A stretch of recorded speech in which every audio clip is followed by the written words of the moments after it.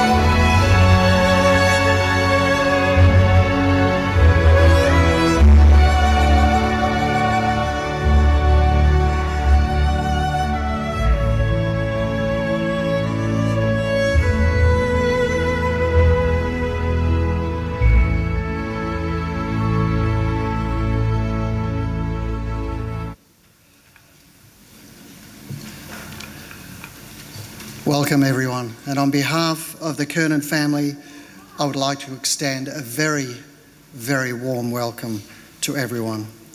The family deeply appreciates the effort each of you have made to be here today and to support them at this difficult time.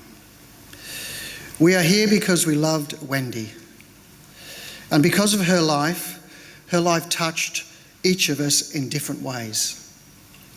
Wendy Mavis Jones was born on the 4th of August 1938, the daughter of Lionel and Ina Jones, and sister to Elizabeth.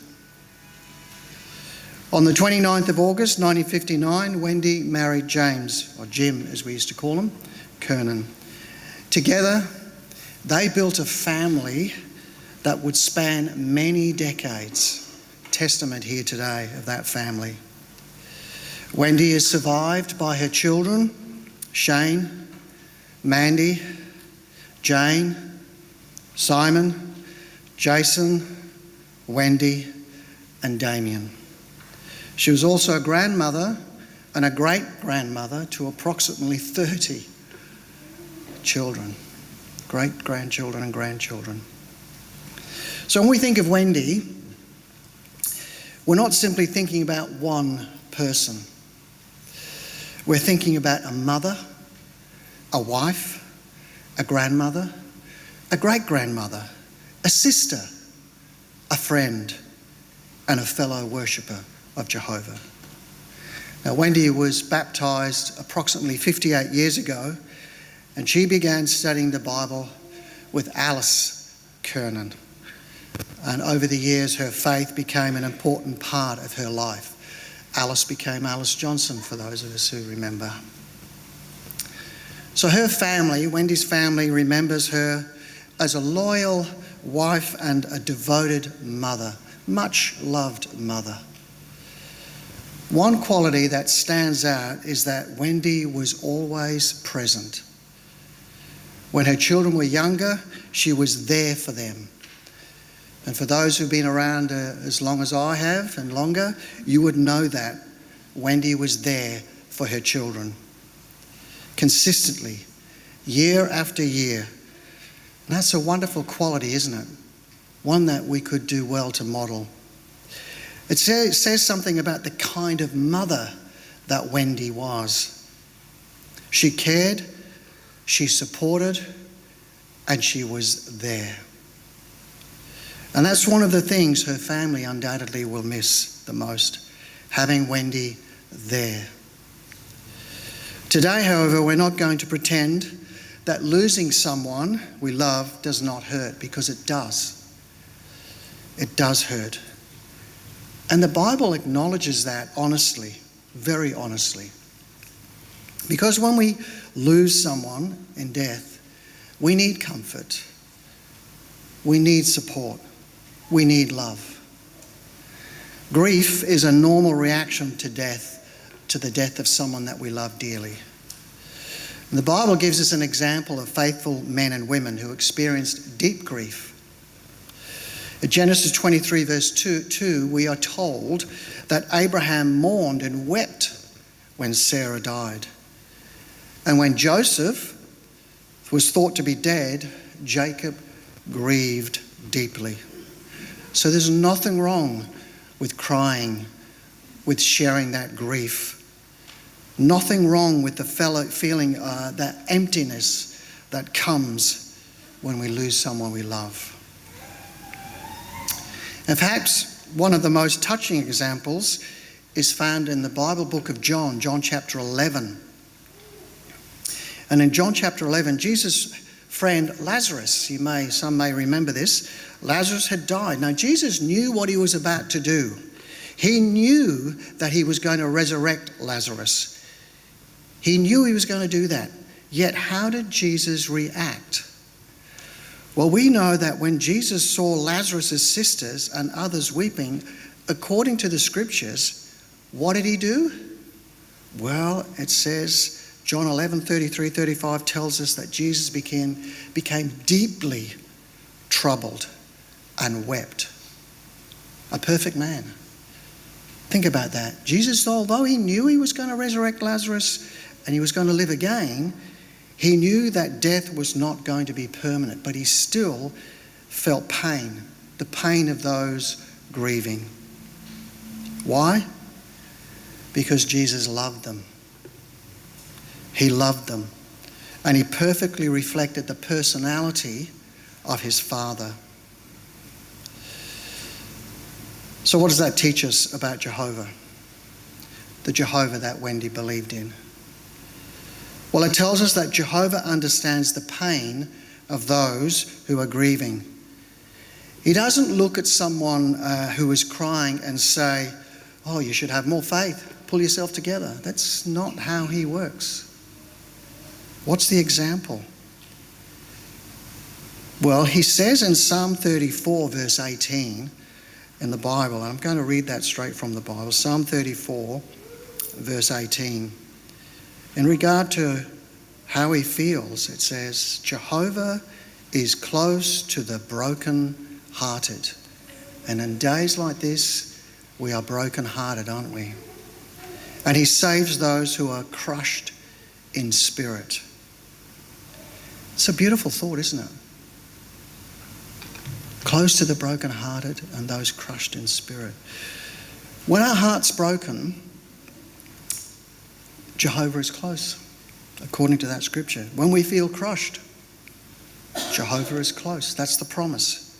When we don't know what to say, and perhaps don't even know how to explain what we are feeling, Jehovah's close. He understands. Let's illustrate how Jehovah might view things or feel. Imagine a mother.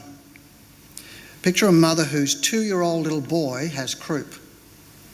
Seriously ill with this croup. Has to go to the hospital. The doctors say, send him to the hospital. And after they're examining him, the doctors tell her that he needs to stay overnight. Where do you think the mother is going to spend the night when a 2-year-old child is in hospital? Leave it with the doctors and the nurses and say, "I'll come back tomorrow and see how he is"? No. She wants to be close to him because he's hurting and she loves him. And if we, imperfect humans, naturally feel that way towards someone we love, how much more so does our Heavenly Father feel toward us, toward those who are hurting? We are made, after all, in his image. So when Psalm 34 verse 18 says that Jehovah is close to the brokenhearted, we can believe it. We truly can believe it. Today, Jehovah sees this family. He sees the tears. He sees the memories. He sees the empty chair. He sees the questions and the pain, and he is close. But Jehovah offers us more than comfort for us today. He actually gives us something to look forward to. This is not the end, because the Bible gives us sure hope for the dead. For many people, the question of what happens after death is confusing. People have different ideas. Some say that our loved ones live on somewhere. Others say that they live on through their children. Others simply say, we don't really know. But none of those ideas gives us the solid comfort that grieving people need. For example, the idea that someone lives on through their children, for example, that may sound comforting, but Wendy doesn't receive any conscious benefit from simply being remembered by her children. We might benefit, but Wendy doesn't benefit. And it doesn't give her family in the prospect of actually seeing Wendy again. However, the Bible gives us more, much more. It gives us a wonderful hope and answers many questions, very important questions. Questions like, if someone we love dies, will we ever see that person again? If so, when and where?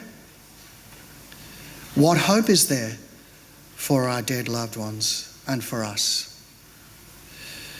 The Bible's answer is good news. It is a sure and exhilarating hope. So why can we be confident in it? Why can we be confident in that? Because it comes from the God of the universe, the God of this system of things, the creator of all things, Jehovah. Jehovah God is a God of wisdom, justice, love, and power. Death was never a part of his purpose for mankind. When Jehovah created Adam and Eve, he didn't tell them that they would eventually die. Death came as a result of their disobedience. Genesis chapter 2 and 3 explain what happened. Adam sinned, the Bible tells us, and Romans chapter 5 verse 12 puts it cleanly on Adam. It says, that is why just as through one man sin entered into the world and death through sin, so death spread to all men because they had all sinned.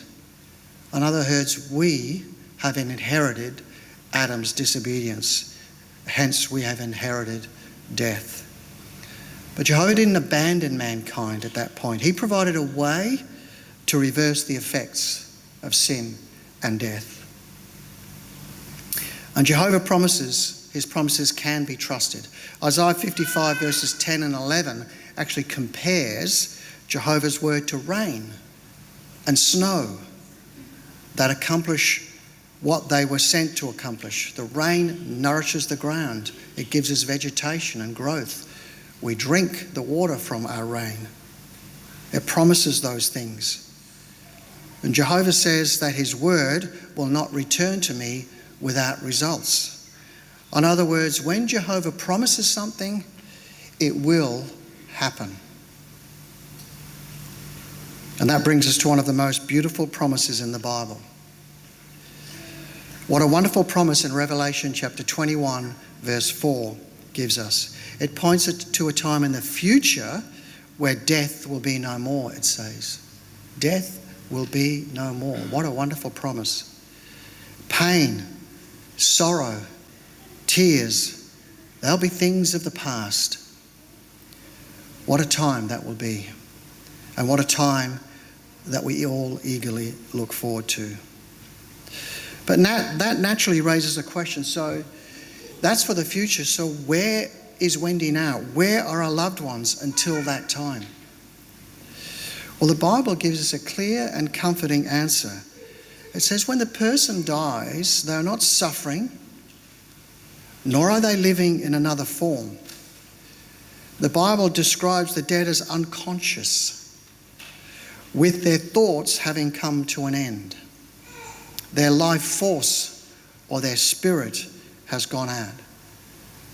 So in effect, they are resting in death, awaiting a time when Jehovah, through his Son, Jesus Christ, will call them back to life. And that's where our hope becomes very personal, doesn't it? Very personal. But the Bible gives us a wonderful assurance that millions who have died will live again. And Jesus' sacrificial death made that possible. And his own resurrection actually guarantees that the resurrection will take place. Jesus himself said, the hour is coming when all those in the memorial tombs will hear his voice and come out. So certainly we look forward to that day when our dear sister, Wendy, will be among those welcomed back into life in earthly paradise. Imagine that moment. No more weakness, no more sickness, no more pain, and most importantly, no more death. We will have the opportunity to see our loved ones again, not simply as a memory, but alive, healthy, and happy. That hope can also help us now. So a funeral like this, as we gather together, reminds us just how brief and uncertain life can be. Let's have a look at Ecclesiastes 9 verse 11. Ecclesiastes 9 verse 11 talks about how brief and uncertain life is. It says, I have seen something further under the sun, that the swift do not always win the race, nor do the mighty win the battle, nor do the wise always have the food, nor do the intelligent always have the riches, nor do those with knowledge always have success, because time and unexpected events overtake them all. Interesting. So on occasions like this, it encourages us to just stop and think, how am I using my life? What kind of name am I making? What matters most to God? Now, Wendy understood the importance of making a good name with Jehovah. Her life and her godly conduct remind us that the way we live today can have a lasting impact on our future.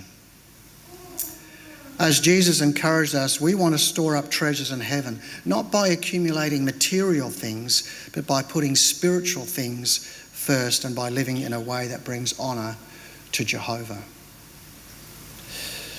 The resurrection hope gives us a powerful reason to keep learning about Jehovah and Jehovah's will and put it into practice. 1 Corinthians 15 verse 58 reminds us, therefore, my beloved ones, be steadfast, unmovable, always having plenty to do in the work of the Lord, knowing that your labour is not in vain.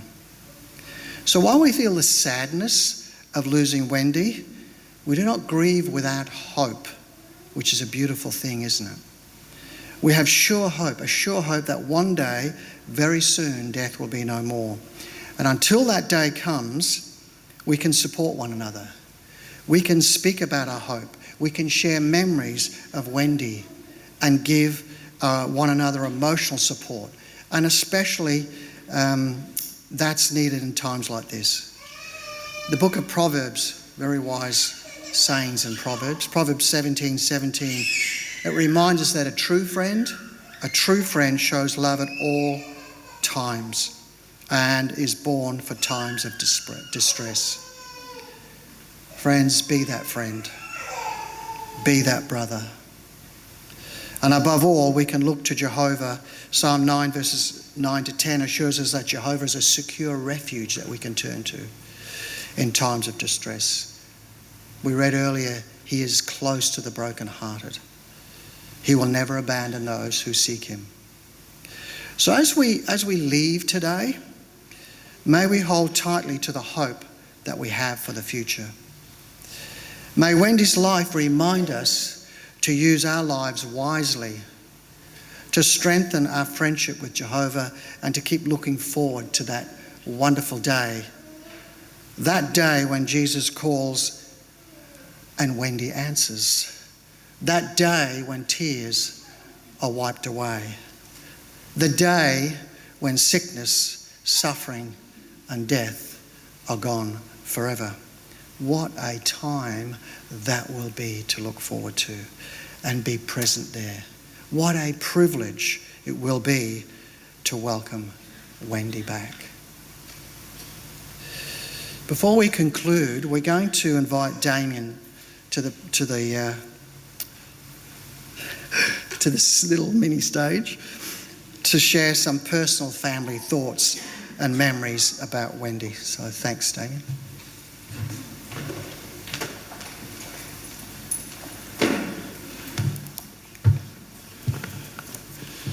Thank you, Bruce. That was very nice. Well, I've known Wendy Kernan all my life because she's my mum. But she wasn't just mine. She was Shane's, she was Mandy's, Jane's, Simon's, Jason's, Wendy's, and my mum. Heart's beating hard, eh? Right. So 7 children. And today, 7 of us share something that's difficult really to put into words. But as Bruce mentioned, like a word that's come up amongst us over the past week about mum is constant and present, always there. But now, for the first time, she isn't.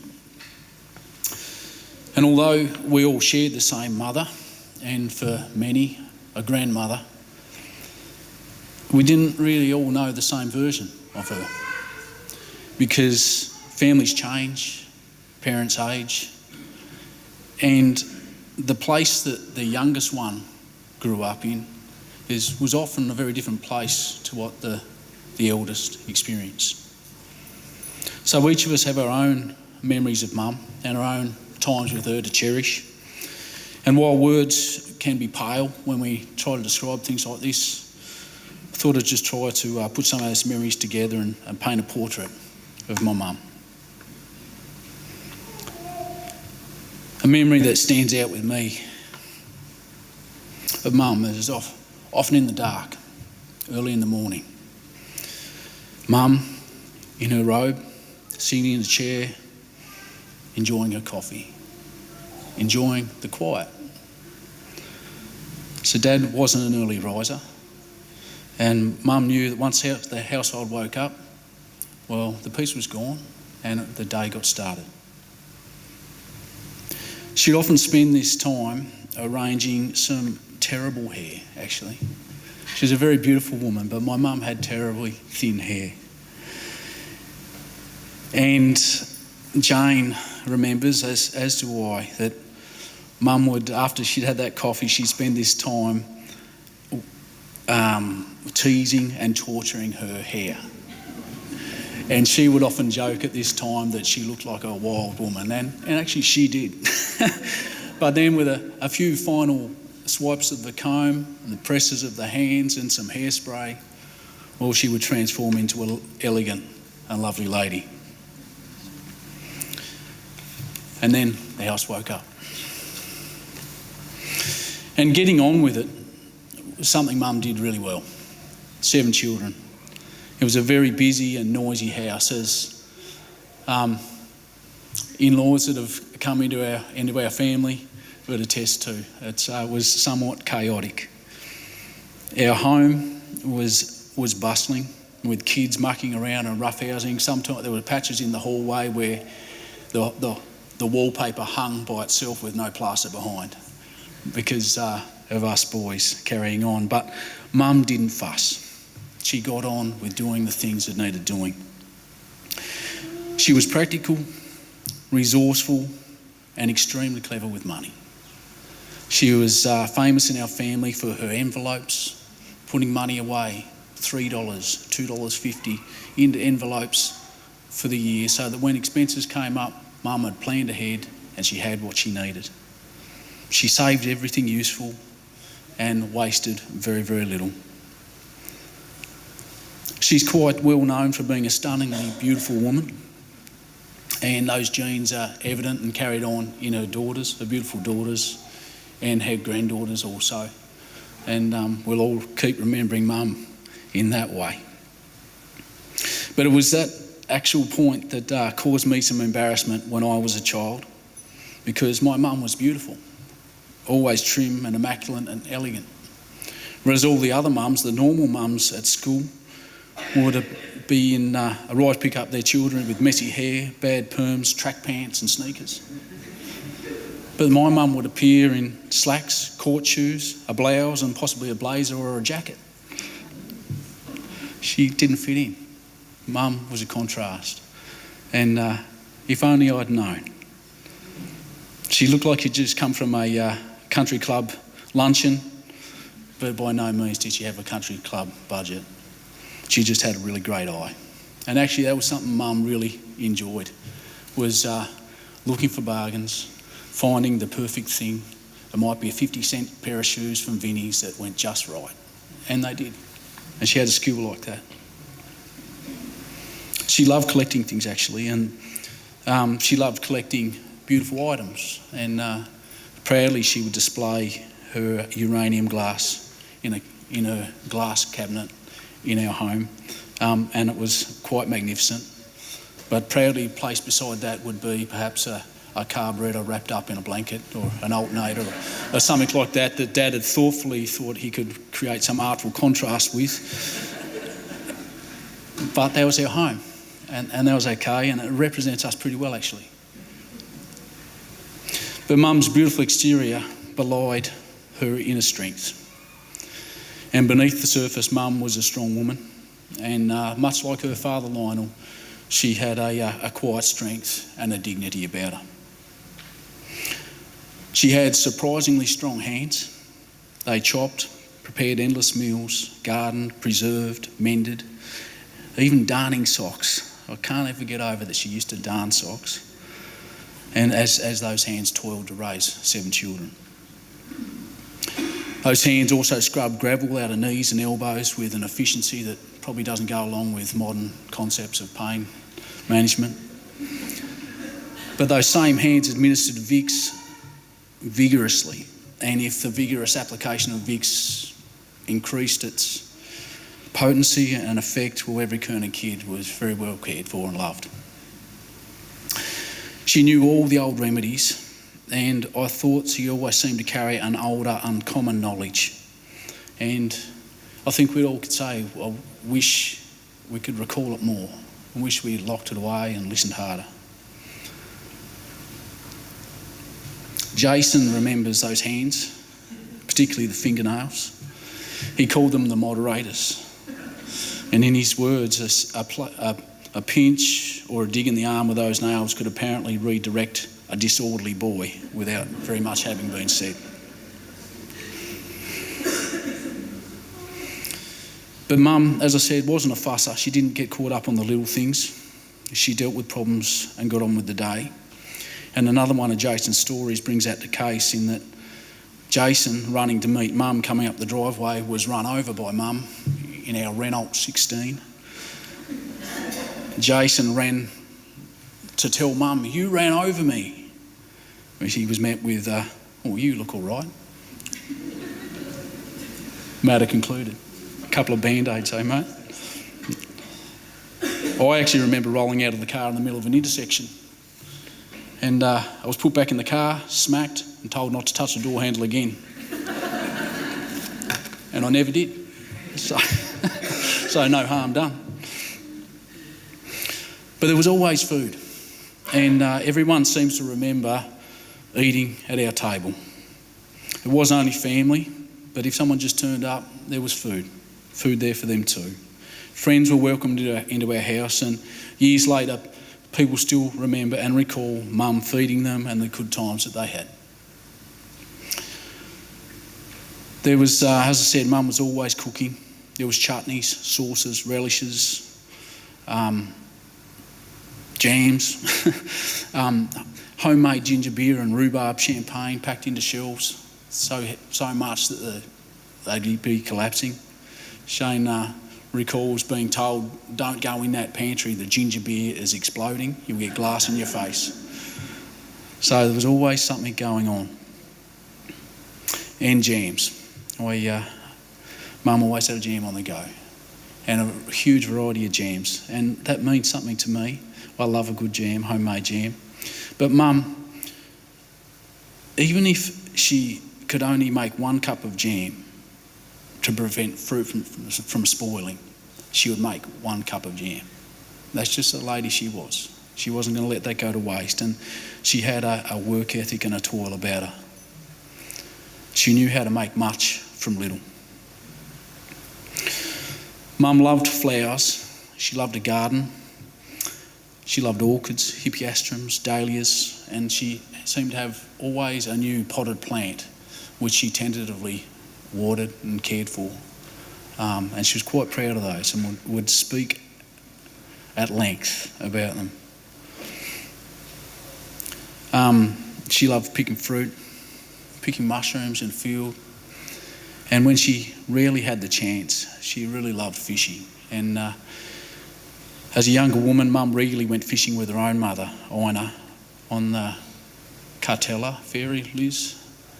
Yeah, she would was obviously a very fond memory of hers because she'd often tell us about it, and quite often it was something that was close to her heart.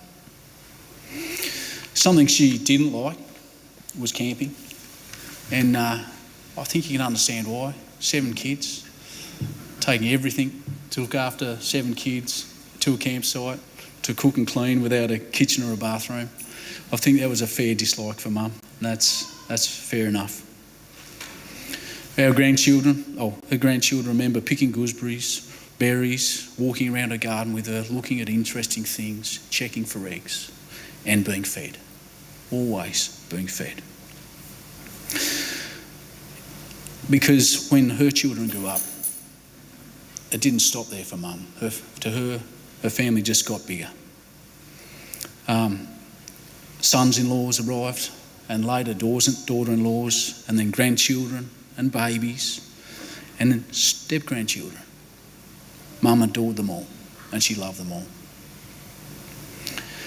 Mum just kept feeding, caring, and noticing. And noticing was actually something that was quite extraordinary about my mum. She understood what mattered to people. She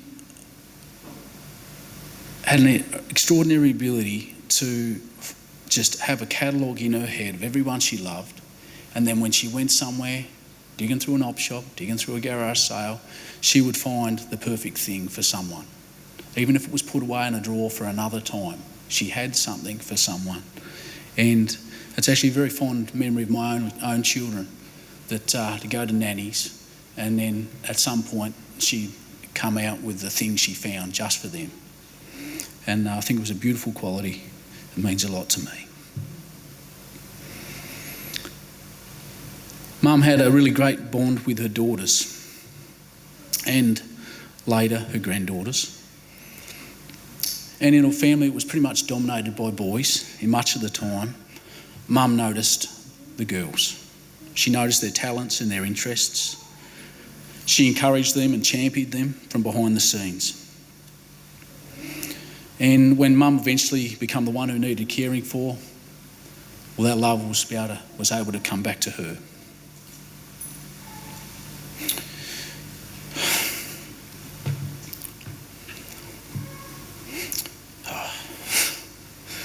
It's always a bit you don't expect to get you.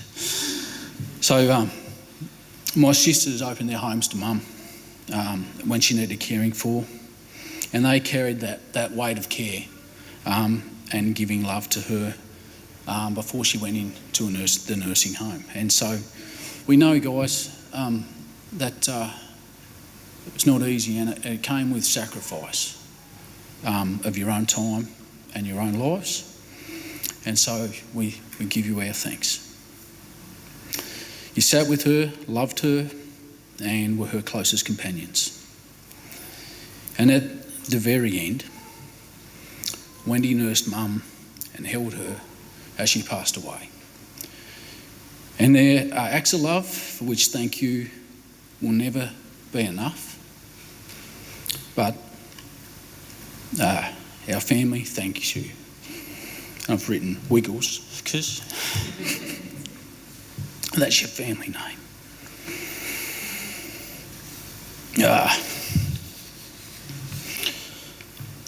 Mum spent much of her life just being present. She didn't have a life overflowing with things for herself, but she had a life overflowing with loving and doing for others.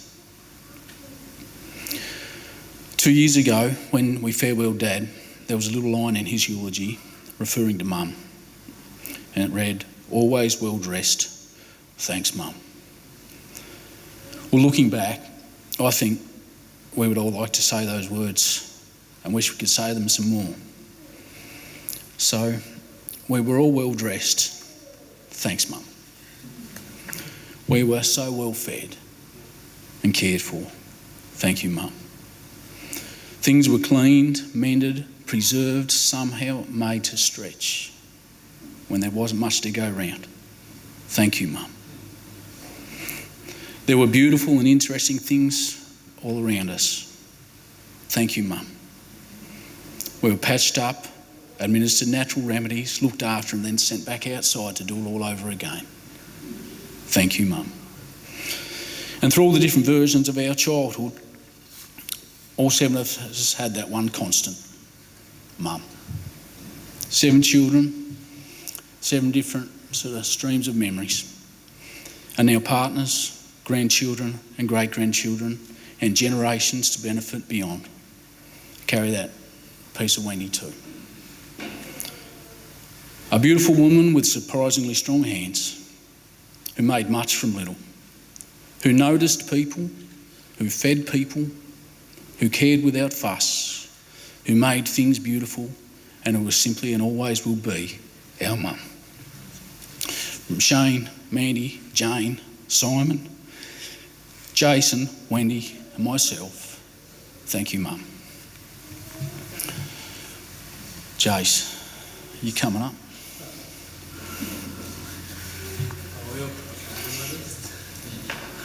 Yeah, you got it? Hey? You got the poem? I haven't, have you? It's down there. Can give Jace a pamphlet. Jason's got something to read.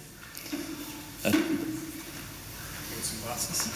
Yeah, there you go. Wow. 30 seconds ago I was adamant I was not doing this. But because of Damon's courage, I have to get a little. So bear with me. Let's see if I can make this flow. It's a poem that I read that I thought would be beautiful for Mum. In English we say, I wish I could make you see how beautiful you are. In poetry we say, I know that you don't see it and you probably won't believe me anyway, but I spoke to the sunshine this morning and it told me it was jealous of your smile, the way it can brighten even the places that haven't seen sunlight in a while.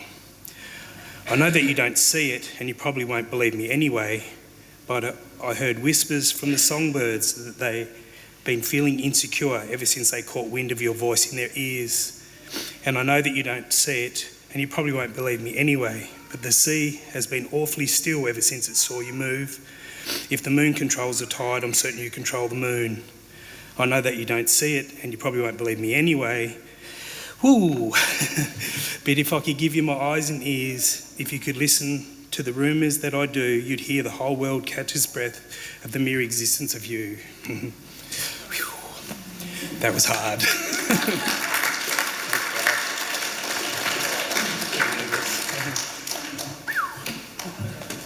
Thanks, Jace. I'm really glad you did that, mate. Thank you. Well, we're just going to introduce photos and they'll be accompanied by some music.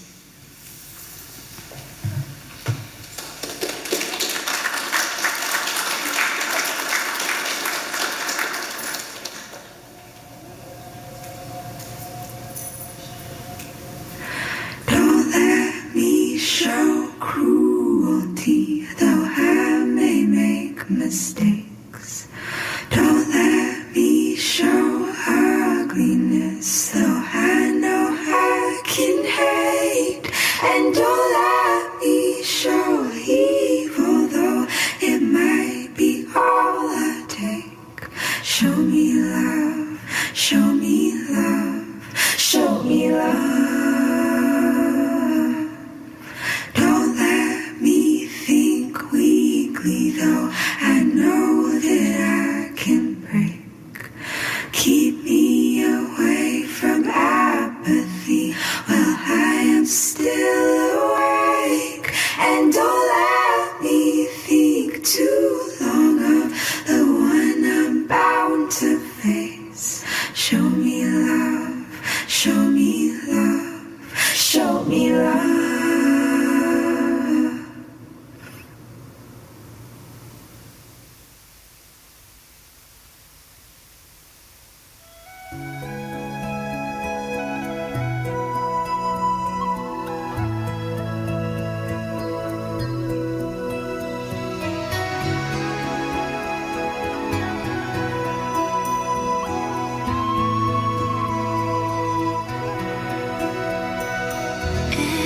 Every night in my dreams, I see you, I feel you. That is how I know you go on.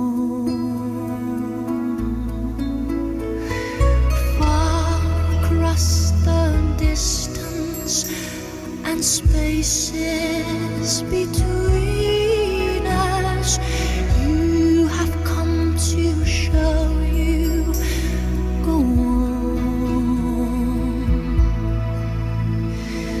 Near, far, wherever you are, I believe that the heart does go on.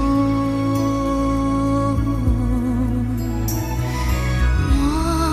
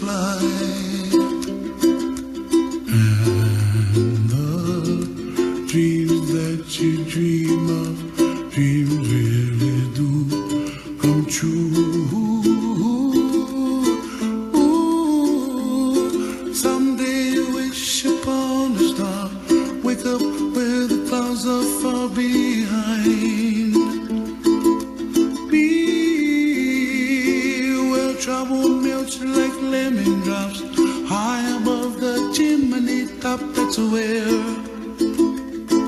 you find me, oh, somewhere over the rainbow. Bluebirds fly, and the dream that you dare to, oh why can't well, I see trees of green and red roses too.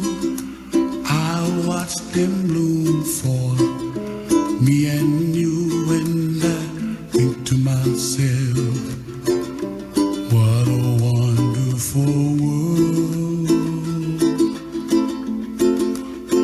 Well, I see skies of blue and I see clouds of white and the brightness of day.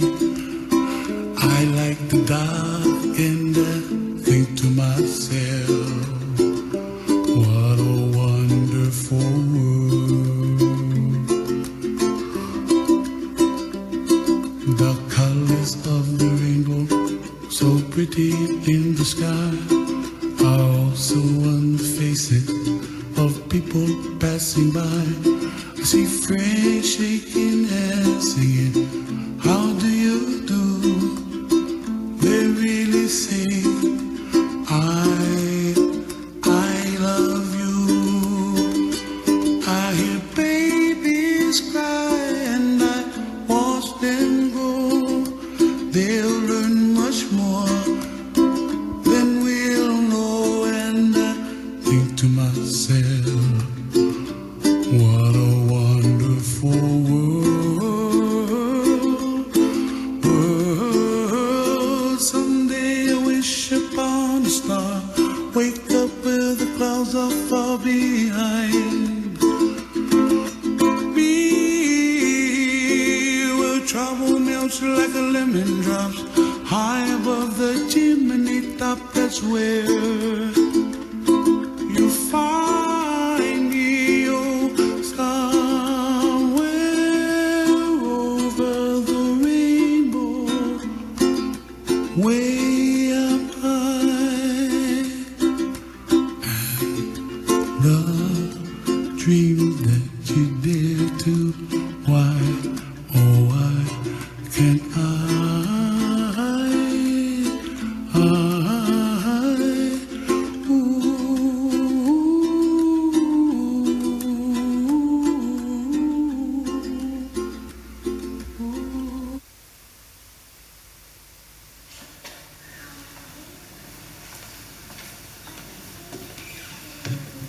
Amazing, weren't they? Just to go through the order for the rest of the service, we're going to conclude with a song, a final farewell song and a prayer by Frank Sweeney. Then after the prayer, that's the time when Wendy will leave, and then there's an opportunity for those who wish to place petals or say goodbye to Hearst can do that, and then we're going to have some refreshment afterwards here. So I'd like to ask you to stand if you're able to do so, and the song's words are on the back page of He Will Call. So if you'd like to sing along, you're welcome to do so, follow along, and then Frank will conclude this occasion with a word of prayer.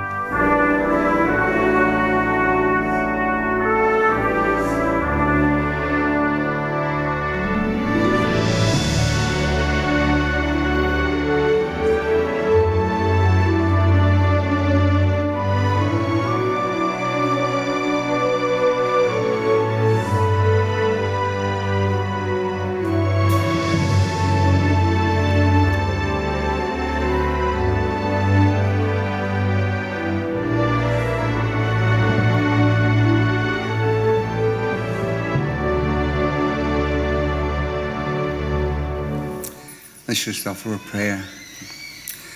Our dear Father in the heavens, Jehovah, it's so wonderful to be here to support the family today and to remember our beautiful lady, Wendy. We know that for many our hearts are broken because we don't see her anymore. But Wendy was a courageous woman. There was very little that would ever knock her down. She was very strong. But she thought many, many times of the day when, unfortunately, she would leave us. And the wonderful hope that she had was very real to her. We talked about it many times, and all the time that we were visiting. And we found that it was so real that she could almost see herself there. And that was wonderful to hear her say that. She was looking forward to the time when she would be on the earth again, like the one that was in the picture. She was 23 years old. And I would say to her, you'll be like that again. And she'd smile and she'd think, really? Like that? I said, yes, that's what the promise is. And she would be vibrant, full of life, be able to do all the things that she could do. And from what I've heard, my goodness, she did quite a bit. She's a wonderful lady that we could all take a leaf out of her. Her courage, her endurance against a very rotten sort of a disease. But she could keep in mind the thing that was in her mind mostly was what that life would be like. It's what we call the best life possible. The best life there is. She could see that. And so in so many ways, Jehovah, this isn't just a goodbye to Wendy. It's Auf Wiedersehen. We'll see you later. We're looking forward to seeing you at a later time. I'm looking forward to it. I'm sure you are too. And it's because of you, Jehovah, and the things that you've done that make that possible. Her hope for the future is based in you and the ransom you provided. Everything that you said is truth. She knows that. And that's what she's counting on, to be back with us again at the resurrection. So may we thank you for what you've done, both in the past, the present, and what you plan to do. And Wendy will be a part of that. So may we leave ourselves in your care and thank you in Jesus' name. Amen.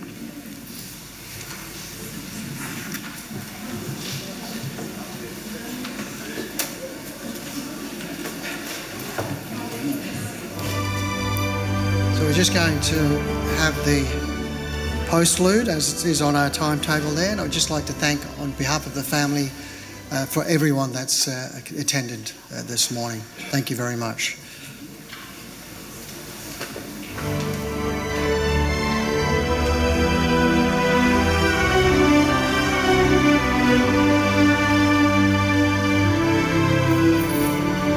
Quando sono solo e sogno all'orizzonte mancano le parole. Sì, lo so che non c'è luce in una stanza quando manca il sole. Se non ci sei tu con me, su le finestre, mostra a tutti il mio cuore che hai acceso, chiudi dentro me la luce che ha incontrato per strada. Time to say goodbye. Paesi che non ho mai veduto e vissuto con te.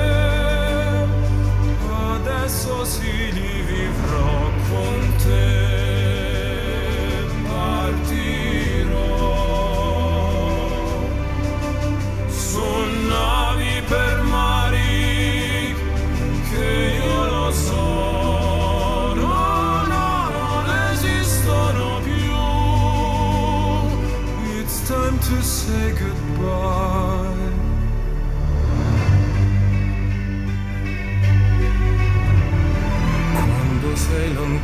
sogno all'orizzonte, mancano le parole.